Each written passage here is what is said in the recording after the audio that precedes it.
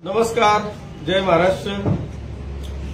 मला आज तुमच्या समोर येताना अतिशय आनंद होतोय की मी गेल्या 11 वर्षापासून विधानसभेचं या पाचोरा भडगाव मतदारसंघाचं नेतृत्व करतोय।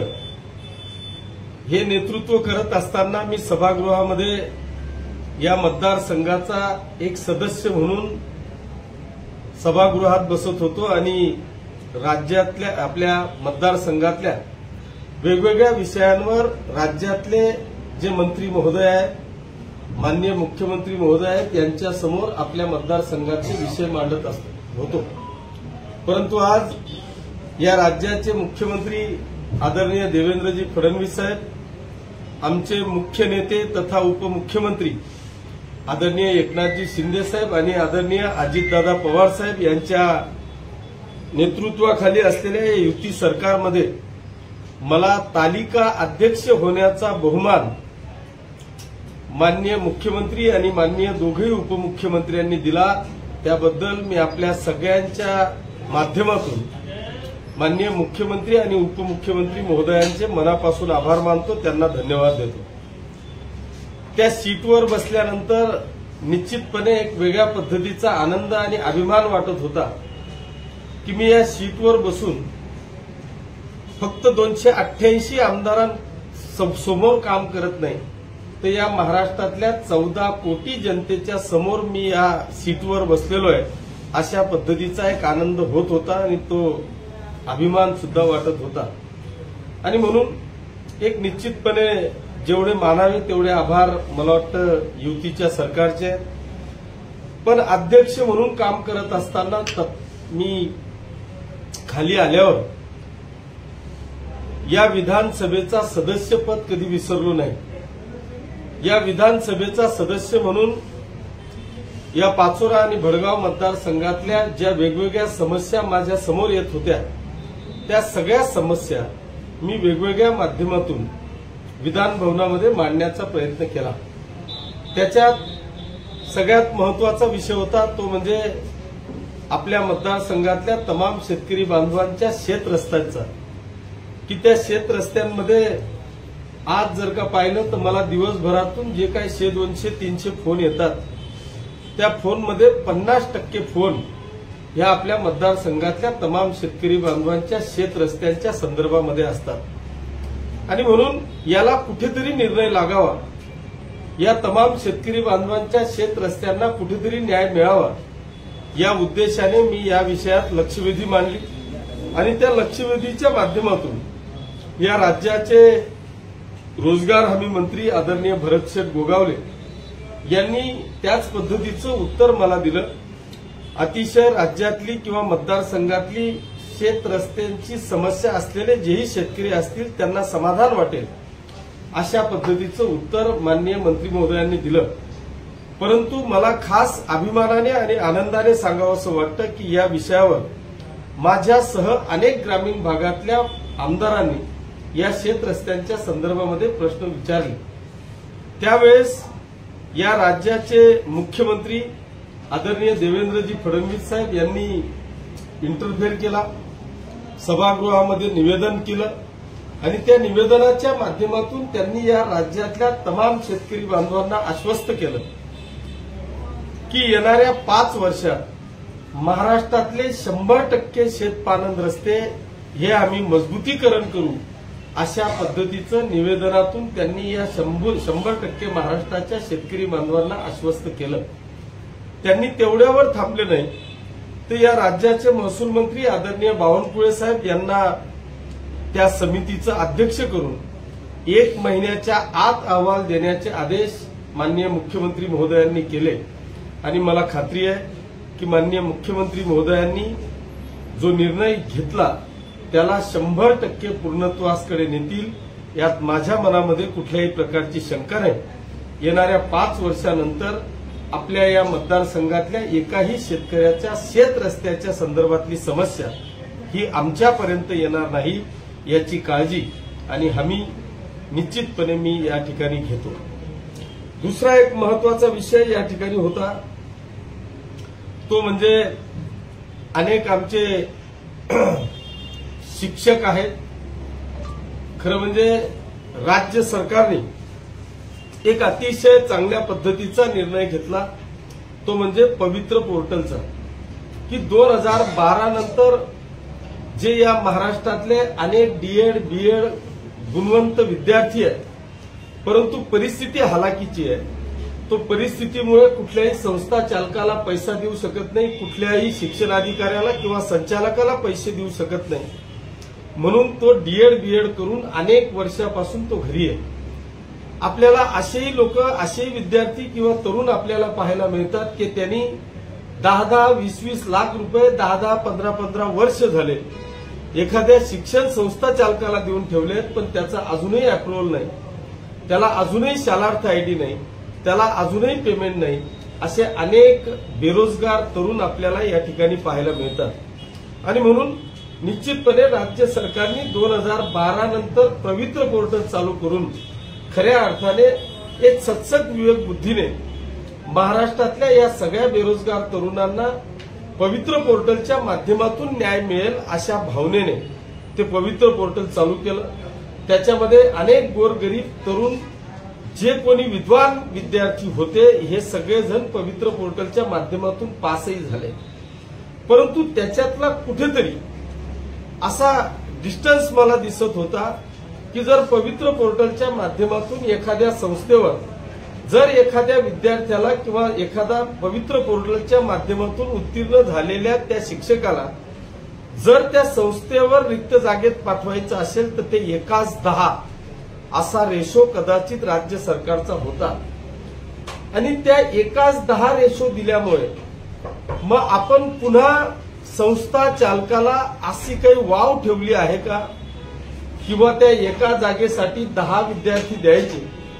पवित्र पोर्टलमधून सगळेच पास झाले, अर्थात तो विद्वान आहे, त्याच्यामध्ये ती विद्वत्ता आहे, म्हणूनच त्याला आपण पवित्र पोर्टलनी पास केलेलं आहे आणि म्हणूनच आपण त्याला त्या ठिकाणी दिलेलं आहे.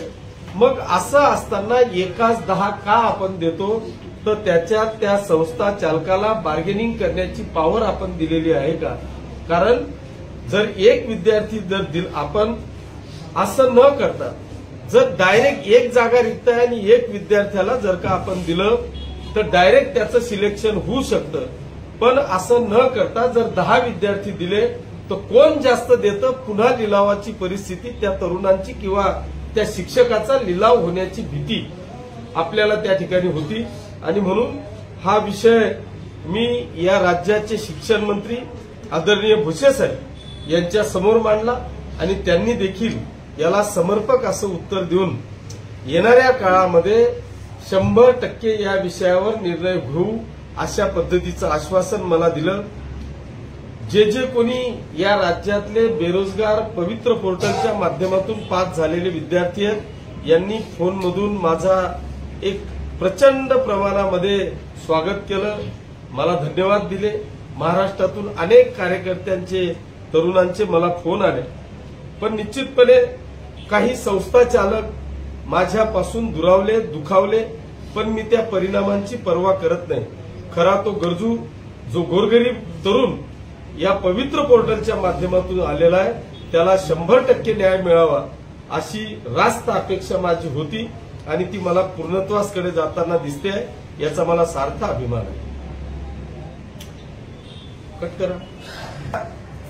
जळगाव जिल्हा बँकेच्या संदर्भामध्ये एक अतिशय शेतकरी बांधव असतील किंवा विकास सोसायटीचे सन्माननीय संचालक असतील, यांच्या मनामध्ये प्रचंड अशी अस्वस्थता या जळगाव जिल्ह्यातल्या तमाम शेतकरी बांधवांमध्ये होती. आज आपण जर का पाहिलं तर फक्त जळगाव जिल्हाच नाही तर संपूर्ण महाराष्ट्रामध्ये, मग ते मागच्या काळातल्या घोषणा असतील किंवा आत्ताच्या घोषणा असतील किंवा विधानसभेमध्ये आपण दिलेला वचननामा असेल किंवा आमच्या नेत्यांनी दिलेली आश्वासनं असतील, त्या सगळ्या आश्वासनांमधला एक प्रमुख आश्वासन होतं, ते म्हणजे शेतकरी बांधवांच्या कर्जमाफीचं. ते आम्ही आजही मान्य करतोय. कर्जमाफी होणार अशा पद्धतीने माननीय मुख्यमंत्री महोदयांनी देखील निवेदन आपल्याला सभागृहामध्ये, अधिवेशनामध्ये केल्याचं आपल्याला पाहायला मिळतंय. अशा परिस्थितीत अशा परिस्थितीत जर का आपण पाहिलं तर शेतकरी हा डबल मानसिकतेत होता की जर मी आज कर्ज भरून टाकलं आणि उद्या जर का कर्ज माफ झालं तर माझं किती नुकसान होईल ह्या एका विचाराने अनेक शेतकरी बांधवांनी कर्ज भरणं बंद केलं। ते कर्ज न भरल्यामुळे अनेक विकास सोसायट्या जिल्ह्यातल्या अनिष्ट तफावतमध्ये आल्या आणि त्या अनिष्ट तफावतमध्ये आल्यामुळे जिल्हा बँकेने असा निर्णय घेतला की जी सोसायटी अनिष्ट तफावतमध्ये असेल अशा सोसायटींच्या सर्व शेतकरी सभासदांना आम्ही थेट फायनान्स करू। असा निर्णय घेतल्याच्या नंतर मी स्वतः जिल्हा बँकेचा संचालक आहे।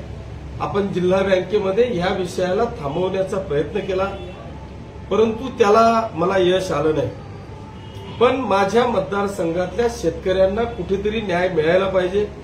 यांना थेट फायनान्स न करता जो सभासद जिल्हा बँकेची विकास सोसायटी आहे त्या विकास सोसायटीच्या माध्यमातूनच आपल्या शेतकऱ्यांना फायनान्स मिळावा अशा पद्धतीचा विचार डोळ्यासमोर ठेवून मी राज्य सरकारकडे लक्षवेधी मांडली।